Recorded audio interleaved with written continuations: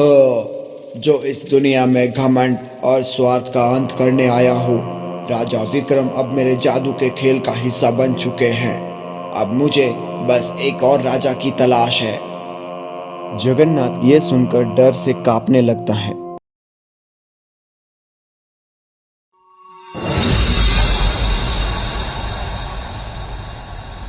बहुत समय पहले की बात है। राजा विक्रम अपने राज्य के दौरे से लौटते समय घने जंगलों से होकर गुजर रहे थे। राजा विक्रम अपने घोड़े पे सवार होकर जंगल की पथरीली पगडंडी से गुजर रहे थे। उनकी नजर थकावट और बेचैनी से भरी हुई थी। ये जंगल और कितना लंबा है? पानी की तलाश किए हुए काफी समय हो गया। तभी राजा विक्रम अपने घोड़े पे सवार होकर एक तालाब के किनारे पहुंच जाते हैं और वहां देखते हैं कि साधु ध्यान मग्न मुद्रा में बैठे थे। राजा विक्रम घोड़े से उतरकर सीधे साधु बाबा की ओर बढ़ जाता है। साधु, मुझे प्यास लगी है और इस तालाब का पानी पीना चाहता हूँ। साधु धीरे धीरे आंखें खोलते हैं और शांत स्वर में जवाब देते हैं, महाराज, ये तालाब जंगल का है और जंगल सबका है। आप यहाँ से पानी ले सकते हैं। तभी राजा विक्रम अपने घमंड भरे स्वर में महाराज को कहता है, मैं राजा हूँ, तुम मेरी प्रजा हो।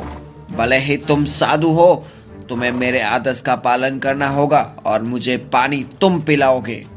तभी साधु बाबा बिना विरोध किए कलश में पानी भरते हैं और राजा को दे देते हैं। राजा पानी पीते हुए उसे एक तिरस्कार भरी नजरों से देखते हैं। तभी राजा विक्रम बोले, हा हा हा हा, तुम तो एक पाखंडी साधु लगते हो। अगर तुम सच्चे साधु होते तो मेरी इस हरकतों पर तुम मुझे श्राप दे देते। तभी साधु बाबा ने एक रहस्यमय मुस्कान के साथ उनकी झोली से एक चमकता हुआ दर्पण निकाला। श्राप मैं इंसानों को देता हूँ, तुम्हारे जैसे राक्षसों को नहीं। ये दर्पण लो और उसमें स्वयं को देखो। राजा विक्रम दर्पण को घूरते हुए उसे ले लेते हैं। जैसे ही वह उसमें देखते हैं तो एक भयानक आकृति चेहरा नजर आता है। उसकी आंखें डर और अविश्वास से फैल जाती हैं। तभी घबरा कर कहते हैं, ये क्या है? ये तो मैं नहीं हूँ, ये कैसे हो सकता है? डर के मारे वह दर्पण फेंक देता है। अपने घोड़े पर सवार होकर महल की ओर भाग जाता है। राजा विक्रम की आत्मा में पहली बार इतना भयानक डर बैठ गया था। रात हो चुकी थी। राजा विक्रम अपने शाही कक्ष में व्याकुलता के साथ टहल रहे थे। उनकी पत्नी रानी रुक्मणी उन्हें परेशान देखती है और पास आकर पूछती है, महाराज, आप इतने बेचैन क्यों लग रहे हैं? क्या आपके साथ कुछ अनहोनी हुई है? तभी महाराज विक्रम गंभीर स्वर में, रानी, जंगल में जो हुआ उसे समझ पाना मेरे लिए कठिन है। एक साधु ने मुझे दर्पण दिया और उसमें मैंने जो देखा वह मेरा चेहरा नहीं हो सकता। महाराज, क्या देखा आपने? तभी राजा विक्रम घबराते हुए महारानी को कहते हैं, रानी, एक भयानक चेहरा जो कि मैं नहीं हो सकता। तभी रानी रुक्मणी सोचते हुए, यह साधारण घटना नहीं है। आपको इस बारे में मंत्री जगन्नाथ से बात करनी चाहिए। वह बुद्धिमान है और आपको सही सलाह देंगे। तभी राजा सहमति से सिर हिलाता है और तुरंत मंत्री जगन्नाथ की घर की ओर निकल जाते हैं। जगन्नाथ राजा विक्रम का वफादार मंत्री है जो अपने अध्ययन कक्ष में बैठा कुछ पढ़ रहा था। राजा विक्रम को देख हैरान हो जाता है। महाराज, इतनी रात हो गए, क्या कुछ गंभीर समस्या है क्या? हाँ जगन्नाथ, मुझे तुम्हारी मदद चाहिए। राजा विक्रम पूरी घटना विस्तार से सुनाते हैं। जगन्नाथ गहरी सोच में डूब जाते हैं। महाराज, ये साधारण मामला लगता नहीं है। वह साधु कोई आम व्यक्ति नहीं हो सकता। आपने जो दर्पण देखा वह जादू ही हो सकता है। लेकिन वह चेहरा भयानक चेहरा था। वह मैं नहीं हो सकता। शायद वह चेहरा आपकी आत्मा का प्रतिबिंब हो। हमें इस रहस्य को सुलझाने के लिए उस साधु को दोबारा मिलना पड़ेगा महाराज। राजा विक्रम दृढ़ता से कहते हैं, ठीक है, सुबह ही उस साधु से मिलेंगे। सुबह का समय राजा विक्रम और मंत्री जगन्नाथ घोड़े पर सवार होकर तालाब तक पहुंचते हैं। साधु वही ध्यान मग्न मुद्रा में बैठे हुए थे। तभी साधु बाबा ने अपनी आंखें धीरे धीरे खोलते हुए राजा से कहा, महाराज आप फिर लौट आए। तभी राजा विक्रम ने गंभीर स्वर में बोला, हाँ, तुमने जो मुझे दर्पण दिया था उसमें मैंने एक भयानक चेहरा देखा था, वह क्या था? तभी साधु बाबा शांत स्वर में राजा से कहते हैं, वह तुम्हारी आत्मा का प्रतिबिंब था महाराज। मेरी आत्मा? तुम क्या बोल रहे हो साधु? लेकिन मैं तो राजा हूँ, मैं न्याय करता हूँ, प्रजा की देखभाल करता हूँ। सच? क्या तुमने कभी अपनी घमंड और क्रूरता पे ध्यान दिया है? क्या तुमने कभी सोचा है कि तुम्हारे कार्यों का प्रभाव दूसरों पर कैसा पड़ता है? तभी राजा विक्रम और जगन्नाथ एक दूसरे की ओर देखते हैं और साधु अपनी बात जारी रखता है। दर्पण तुम्हें वही दिखाता है जिसे तुम अपनी आंखों से नहीं देख सकते। यह तुम्हारे अंदर की सच्चाई बताता है। तभी जगन्नाथ अपनी इच्छा जाहिर करता है बाबा जी के सामने। बाबा जी, क्या इसका कोई उपाय है? तभी साधु बाबा मुस्कुराते हुए जवाब देते हैं, उपाय हर चीज का है, लेकिन उसका उत्तर पाने के लिए महाराज को अपने जीवन के हर पहलू को समझना होगा। क्या तुम इसके लिए तैयार हो? हाँ, मैं तैयार हूँ। मुझे ये रहस्य सुलझाना ही होगा।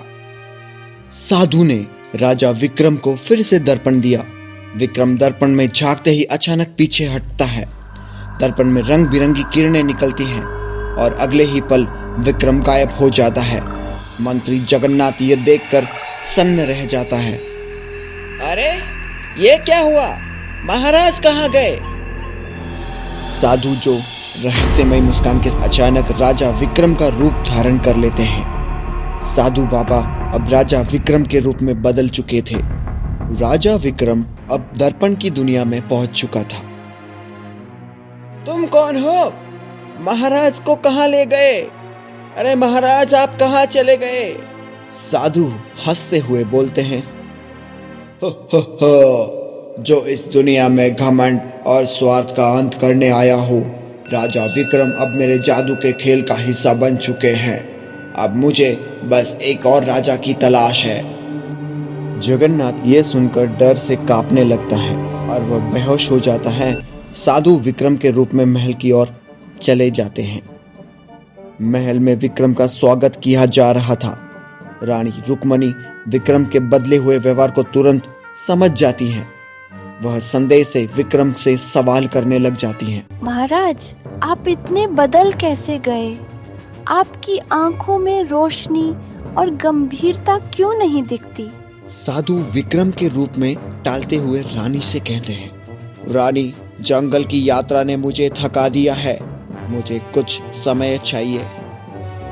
तभी रानी के गोलमोल सवालों पर शक हो जाता है, लेकिन वह चुप रह जाती है। महल में सब कुछ सामान्य दिख रहा था, लेकिन रानी रुक्मणी जानती थी कि कुछ न कुछ गड़बड़ है। इधर राजा विक्रम अचानक खंडहर में खुद को पाता है। वह चारों ओर अजीब और गरीब रोशनी और डरावने अवसर देखता है। तभी एक सुंदर राजकुमारी वहां आती है। अरे तुम कौन हो और मैं यहाँ कैसे पहुँचा? तभी सुंदर राजकुमारी ने दुख भरे स्वर में, वह साधु जिसे तुमने देखा साधु नहीं बल्कि एक बूढ़ा राक्षस है। उसे 3 घमंडी आत्माओं की बलि चाहिए, 2 राजा और 1 राजकुमारी। उसने मुझे भी इसी तरह फंसाया था। लेकिन वो साधु ऐसा क्यों करता है? वह अपनी अमृता को बढ़ाने के लिए ऐसा करता है। मैं भी कभी घमंड से भरी हुई थी। उसने मुझे भी वही जादुई दर्पण दिखाया था और मैं यहाँ फंस गई। अब वह तुम्हें भी अपनी योजना का हिस्सा बना चुका है। राजा विक्रम चिंतित हो जाता है और बाहर निकलने का रास्ता ढूंढने की कोशिश करता है। बेहोश जगन्नाथ को होश आ जाता है और वह तुरंत जंगल की ओर भागता है। रास्ते में उसे एक बूढ़ा तांत्रिक मिलता है। तभी जगन्नाथ उनसे कहने लगता है, मुझे मदद चाहिए। राजा विक्रम गायब हो गए हैं और एक साधु या शायद राक्षस उनका रूप ले लिया है। तभी बूढ़ा तांत्रिक गंभीर स्वर में कहता है, बेटा, वह साधु नहीं बल्कि एक बूढ़ा राक्षस है। वह दर्पण की दुनिया का राजा विक्रम को कैद कर चुका है। अगर वह एक और राजा को फंसा लेता है तो सर्वनाश होगा। क्या इसे रोका नहीं जा सकता? इसे रोकने का एक ही तरीका है, राक्षस का सर्वनाश करना होगा। लेकिन ये आसान नहीं है। उसका अंत सिर्फ उसी दर्पण से हो सकता है जो उसकी शक्ति का स्रोत है। लेकिन दर्पण तक पहुंचने के लिए तुम्हें बहुत साहस और चतुराई दिखानी होगी। तभी जगन्नाथ तांत्रिक की बात सुनकर तैयार हो जाता है। दूसरी ओर राजा विक्रम खंडहर में राजकुमारी के साथ बाहर निकलने का रास्ता ढूंढ रहा था। हमें यहाँ से बाहर निकालने का कोई तो रास्ता ढूंढना ही होगा। वह राक्षस अपने दर्पण से सब कुछ देख सकता है। हमें बहुत सावधानी से काम लेना होगा। तभी महल में साधु, जो कि राजा विक्रम के रूप में थे, महल में रानी रुक्मणी लगातार विक्रम के व्यवहार पर नजर रख रही थी। उसे यकीन हो चुका था कि वह असली राजा विक्रम नहीं है। तभी रानी रुक्मणी अपने आप से बात करते हुए कहती है, ये व्यक्ति मेरे पति नहीं हो सकते। मुझे सच पता लगाना ही होगा। तभी रानी रुक्मणी सभी मंत्रियों को बुलाती है और उन्हें अपने संदेह के बारे में बताती है। वे सभी विक्रम यानी साधु की हरकतों पर नजर रखना शुरू कर देते हैं। दूसरी ओर जगन्नाथ बूढ़े तांत्रिक की मदद से महल लौटता है और वह दर्पण की सच्चाई को समझ चुका है और रानी रुक्मणी को सब बताता है। तो यह साधु राक्षस है और मेरे पति दर्पण की दुनिया में फंसे हुए हैं। हाँ रानी साहिबा, लेकिन हमें जल्दी से जल्दी उसे रोकना होगा। तांत्रिक साथ दरबार में पहुंचता है। रानी रुक्मणी अपने संदेह के कारण सतर्क रहती हैं। दरबार में राक्षस राजा विक्रम के रूप में सबको अपनी शक्ति दिखाने की कोशिश कर रहे थे। तभी साधु, जो कि विक्रम के रूप में, कहता है, इस राज्य में अब सब कुछ मेरी इच्छा से होगा। तभी जगन्नाथ प्रश्न करते हैं, महाराज, आप इस तरह की बातें पहले कभी नहीं किया करते थे। क्या यह जंगल की यात्रा का प्रभाव है? मुझे सवाल करने की आदत नहीं है जगन्नाथ। चुप रहो और मेरे आदेशों का पालन करो। तभी रानी को यकीन हो जाता है कि वह असली राजा नहीं है। बूढ़ा तांत्रिक दरबार के कोने में ध्यान लगाकर मंत्र पढ़ने लगता है। दूसरी ओर राजा विक्रम और सुंदर राजकुमारी बाहर निकलने का रास्ता तलाश रहे थे। चारों तरफ अंधेरा था, लेकिन एक जगह से हल्की रोशनी आती है। सुंदर राजकुमारी संकेत करते हुए राजा विक्रम को कहती है, यह देखो, वह रोशनी शायद हमें बाहर का रास्ता दिखाए। वे दोनों रोशनी की ओर बढ़ते हैं और वहां एक विशाल जादुई दर्पण देखते हैं। दर्पण से एक रहस्यमयी आवाज गूंजती है। तभी राजा विक्रम वहां कहते हैं, चाहे जो भी हो, मैं इस झूठी दुनिया को खत्म करके रहूंगा। तभी दूसरी ओर तांत्रिक का मंत्र पूरा हो जाता है। अचानक एक तेज रोशनी से राक्षस का असली रूप प्रकट होने लगता है। दरबार में हड़कंप मच जाती है। रानी रुक्मणी चौंकते हुए, यह क्या हो रहा है? विक्रम अपनी तलवार से दर्पण को तोड़ने की कोशिश करता है, लेकिन असफल रहता है। तभी सुंदर राजकुमारी चेतावनी देते हुए राजा विक्रम को, यह दर्पण सिर्फ बाहरी शक्ति से नहीं टूटेगा महाराज, आपको अपनी सच्चाई का सामना करना होगा। तभी राजा विक्रम घमंड को छोड़कर विनम्रता से स्वीकार करता है कि वह अब गलतियां कभी नहीं करेगा, और तभी दर्पण टूटने लगता है। तांत्रिक इस मौके का फायदा उठाकर अपने मंत्र से राक्षस का अंत कर देता है। धीरे धीरे राक्षस भी जलकर राख में बदल जाता है। विक्रम और राजकुमारी दर्पण की दुनिया से बाहर आ जाते हैं।